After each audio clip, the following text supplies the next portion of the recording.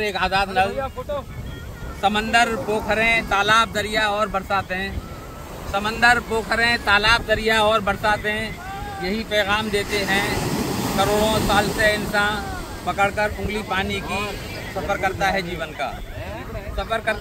का, तो फिर क्यों पानियों को बेज़रूरत ही बहाता है, बहाता है। ये नादां क्या समझता है, गायें इसके कहने से बरसती हैं। ये झीलें और चश्मे इसकी खातिर ही ज़मीं पर मुस्कुराते हैं। ये झीलें और चश्मे इसकी खातिर ही ज़मीं पर मुस्कुराते हैं। ये सब तो खालिक़े अर्ज़ो समा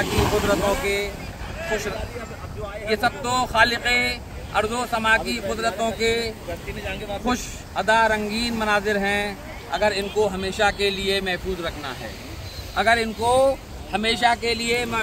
है, तो फिर आओ करें हम आज अपने आप से वादा कि हम पानी ज़रूरत से ज़्यादा खर्च करने की ये आदत तर्क कर देंगे और आने वाली नस्लों के हसीन जीवन को पानी से हमेशा के लिए मामूर कर